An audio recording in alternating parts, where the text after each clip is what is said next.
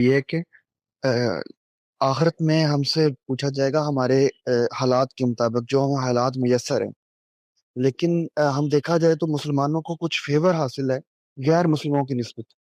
تو آ، اگر ہم غیر جو جنت کا انحصار اس چیز پہ ہے کہ خدا کی سچی معرفت، اچھا عمل اور آخرت پر یقین جسٹ یہ ہے، تو یہ ہماری نمازیں، روزے اور نبی پاک صلی اللہ علیہ وآلہ وسلم پر یقین، کیا اس کی ویلیو نہیں ہے؟ اگر ان کو حالات جو میسر ہے ان کا امتحان اسی بیسس پہ ہونا ہے، اور جو مسلمان ہیں وہ جو ان سے امتحان لیا جا رہا ہے، اس میں پھر سر عبادت کی کیا ویلیو ہے؟ یعنی عبادت اللہ تعالیٰ کیوں کروانا چاہتی ہیں سر؟ دیکھیے، اللہ تعالیٰ نے انسانوں کے ساتھ جو معاملہ کیا ہے وہ 3 سطحوں پر ہے.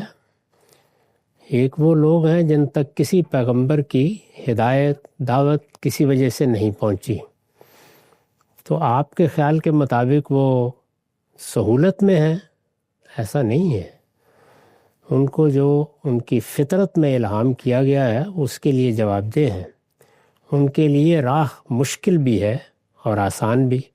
مشکل اس پہلو سے ہے کہ انہیں اپنے اسی فطری علم کی روشنی میں حق و باطل کے خیر و شر کے فیصلے کرنے ہیں، ان کے لیے وہ جواب دہ ہیں.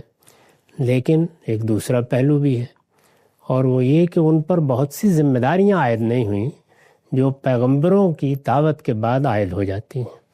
تو نہایت انصاف کے ساتھ اللہ تعالیٰ نے قاعدہ یہ بیان کر دیا کہ جس کو جو کچھ دیا گیا ہے، جو کچھ میسر ہے، اس کے لحاظ سے میں اس سے معاملہ کروں گا. ہم لوگوں کو یہ سہولت حاصل ہے کہ پیغمبروں کی دعوت پہنچ گئی، ہمیں بتا دیا گیا کہ اللہ کی بندگی کیسے کرنی ہے، اس کے طریقے مقرر کر دیے گئے. اسی طرح بہت سے دوسرے معاملات میں رہنمائی دے دی گئی. تو اس میں جہاں یہ سہولت پیدا ہوئی، یعنی علم کے حد تک سہولت پیدا ہوئی، وہاں عمل کے حد تک اتنی مشکل بھی پیدا ہو گئی. یعنی ہم ایسی چیزوں کے بھی پابند ہو گئے جن سے اب انحراف اللہ تعالیٰ کے سخت مواخذے کا باعث بن سکتا ہے. ابھی میرے سامنے ایک سوال آیا تھا میراث کے بارے میں. تو اگر فرض کر لیجئے کہ میراث سے متعلق کوئی ہدایات نہیں ہے، تو انسان عدالت، انصاف کے بنیادی تصورات کو سامنے رکھ کے وصیت کر دے گا. کوئی عرف سوسائٹی میں موجود ہے تو پابندی کر لے گا. لیکن اب جب اللہ تعالیٰ نے حصے متعین کر دیے ہیں تو اس میں اگر غلطی ہوگی تو اجتہادی غلطی ہے. ذرا آپ میراث کی آیتیں پڑھیے، اس کے آخر میں یہ کہا گیا ہے کہ اس قانون کی خلاف ورزی کرنے پر ہمیشہ کی جہنم ہے. تو کتنی سختی ہو گئی. تو اس لیے دونوں جانب ایک طرح کا معاملہ ہے. ہمارے پروردگار نے اطمینان دلا دیا ہے کہ میں اپنے بندوں پر ذرہ برابر بھی ظلم نہیں کروں گا. اس لیے یہ عدالت کے فیصلے ہیں، اور جس طرح یہاں معاملہ جب عدالت میں جاتا ہے تو دونوں طرف کے وکلاء کھڑے ہو کر اپنا اپنا مقدمہ پیش کر رہے ہوتے ہیں اور اپنے آپ کو برحقی سمجھ رہے ہوتے ہیں. انسان جہاں جب جائزہ لیتا ہے تو ظاہری چیزوں کی بنیاد پر کبھی مشکل کبھی آسان کے فتوے لگاتا ہے.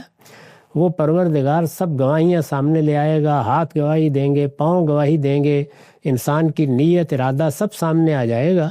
تو اس میں انصاف کے ساتھ فیصلہ سنا دیا جائے گا. اس عدالت پر اطمینان رکھیے.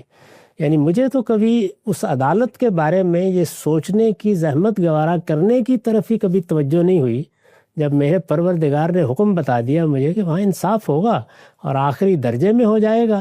بلکہ اس کے بعد یہ کہا کہ انصاف جب ہو جائے گا تو پھر عفو درگزر بھی ہوگا.